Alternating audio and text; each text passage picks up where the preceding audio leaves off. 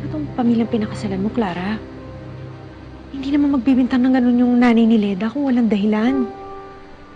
Tsaka, ba't kailan dumating si tita? Talagang sa kasal niyo pa ni Roman?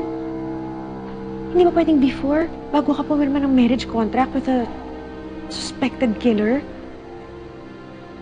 There has to be some kind of explanation. Sana nga.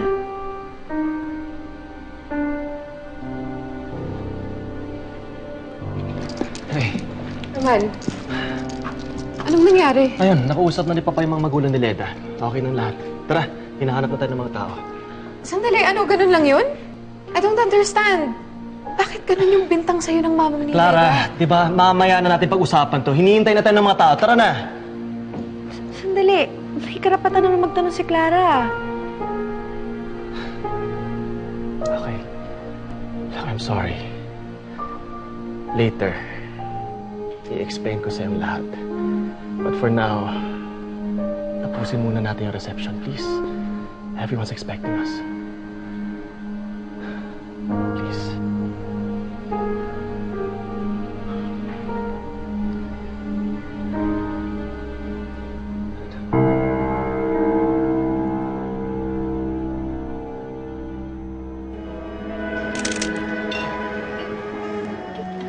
So, I apologize sa nangyari kanina. May sakit kasi yung dati kong mother-in-law, kaya siya ganun.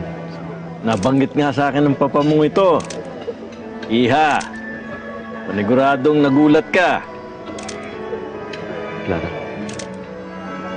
Masanay ka na kapag naging mayor itong si Roman. Siguradong maraming maninira dyan.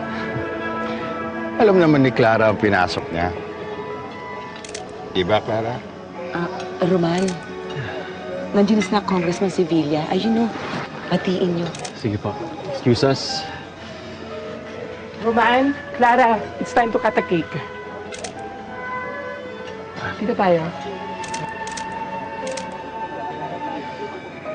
Totoo ba yun? Sinabi mo may sakit yung mami ni Leda? Di ba sinabi ko sa'yo, mamaya na natin pag-usapan yan.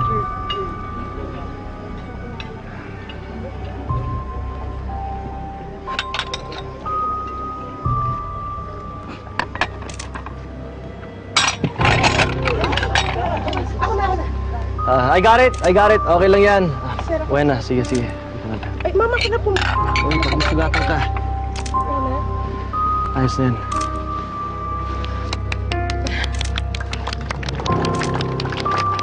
You know, we're so happy to welcome Clara into our family. Iha, we love you very much.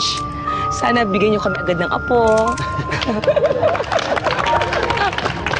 Welcome to the family, Iha.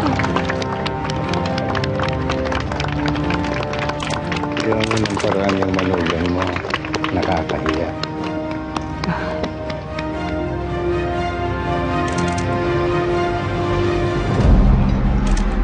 Umayos ka. Ma, ako na po bahala sa kanya. Let's dance, ha? Excuse me.